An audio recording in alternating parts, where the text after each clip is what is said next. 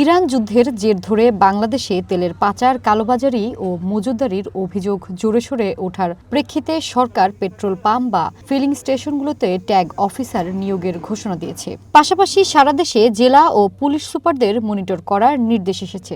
মজুত ঠেকাতে ৯ জেলায় তেলের ১৯টি ডিপোতে বিজিবি মোতায়েন হয়েছে। জ্বালানি তেল নিয়ে চলমান অস্থিরতার মধ্যে কয়েকটি জেলায় মজুত তেলের খবর পাওয়া গেছে। এসব ঘটনায় ভ্রাম্যমাণ আদালত অভিযোগ চালিয়ে অপরাধীদের জরিমানার পাশাপাশি কারাদণ্ডও দিয়েছে। উত্তরাঞ্চলের ১৬ জেলাসহ মোট ২০টি জেলায় তেল সরবরাহ করা হয় সিরাজগঞ্জের শাহজাদপুর উপজেলার বাঘাবাড়ি অয়েল ডিপো থেকে। তেল পাম্প মালিক, ডিপো ও লরি চালকদের অভিযোগ, চাহিদা অনুযায়ী তেল মিলছে না। বিতরণের সমন্বয়তায় কেউ বেশি, কেউ কম পাচ্ছেন। টিপি শিরোনামে উঠতেছে তেল পর্যাপ্ত পরিমাণ আছে, তেলের কোনো সংকট নাই, অনুমুক্ত করে দেওয়া হয়েছে। কিসের অনুমুক্ত? আমি নিজেই ২০ দিন তেল পাই না। 10টা এজেন্ট থাকলে 2জনে দিচ্ছে, 8 জনই পাচ্ছে না। 4 তারিখের মাত্র 1 গাড়ি তেল দিছে। বারবার আমি প্রতিবেদন দিচ্ছি, ইন্ডিয়ান দিচ্ছি, খালি আমাকে আশা দিচ্ছে দিব। আমি পাচ্ছি না। খালি পাবেন, যান পাবেন। ওখানে কথা বলে আসি, এখানে এসে দেখি যে লিস্টের নাম নাই, তো ভাই আমাদের কিছু করার নেই, তাহলে আমরা ঝগড়া করতে পারি না।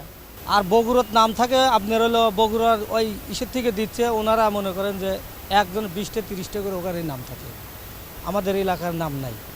এই এজেন্ট থেকেই তেল উত্তোলন করছে, কিন্তু সেই এজেন্টটা দিচ্ছে না, যার কারণে আমাদের হয়তো টিপ নেই। কিছু কিছু ফিলিং পয়েন্টে একটু তেল দিচ্ছে, হয়তো তাদেরই টিপ হচ্ছে। আমাদের আসলে খুব কষ্ট করা হয়েছে। ডিপো কর্তৃপক্ষের সঙ্গে যোগাযোগে সাড়া মেলেনি এবং গণমাধ্যমকে প্রবেশের অনুমতিও দেওয়া হয়নি। প্রশাসনের দাবি, ভোক্তারা প্রয়োজনের চেয়ে বেশি তেল মজুত করছেন। কনজিউমার লেভেলে যারা কনজিউম করছেন ওনারা একটু বেশি করে নিয়ে স্টক করে রাখছে, এটা আমাদের কাছে মনে হচ্ছে। নীলফামারীতে ক্রেতা সেজে তেল চুরি ধরলেন এডিসি নিয়াজ ভুইয়া। আটক করেছেন গাড়ি চালক ও হেলপারকে। তিনি জানান, গাড়ি ও তেলের মালিক এলে আইনগত পদক্ষেপ নেওয়া হবে। জামালপুরে একটি পাম্পে অবৈধভাবে তেল মজুত রাখায় ৫০,০০০ টাকা জরিমানা করা হয়। পরে আইনশৃঙ্খলা বাহিনীর উপস্থিতিতে বিতরণ শুরু হয় জ্বালানি তেল। নাটোর পাম্পে পৌঁছানোর আগেই তেল উধাও হয়ে যাওয়ার অভিযোগ পাওয়া গেছে। ভ্রাম্যমাণ আদালতে ৫০,০০০ টাকা জরিমানা করা হয়েছে তেলের লরির ম্যানেজারকে। তারা বাঘাবাড়ি ডিপো থেকে ৪,৫০০ করে ৯,০০০ লিটার ডিজেল এবং পেট্রোল পেলেও তারা আসার পথে অবৈধভাবে আমাদের বগুড়ার নন্দীগ্রামে ১,৫০০ লিটার পেট্রোল এবং ৫০০ লিটার ডিজেল বিক্রি করে।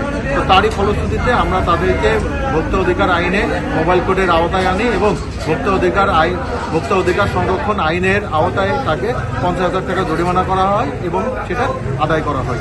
কুমিল্লায় ১৪ গ্রামে মুদি দোকানে বেশি দামে পেট্রোল বিক্রি করায় ২০,০০০ টাকা জরিমানা করেছে ভ্রাম্যমাণ আদালত। আর তেল না দেওয়ায় নুরুল হুদা ফিলিং স্টেশনকে ৫০,০০০ টাকা জরিমানা করা হয়েছে। যশোরের মনিরামপুরে অনুমোদিত তেল বিক্রেতার ধানের গুদাম থেকে ৭ লিটার জ্বালানি তেল জব্দ হয়। ভ্রাম্যমাণ আদালত আসার খবর পেয়ে সটকে পড়েন ব্যবসায়ী তবির রহমান। ভূমি সারথী, ওয়ান ন্যাশনাল ডেস্ক।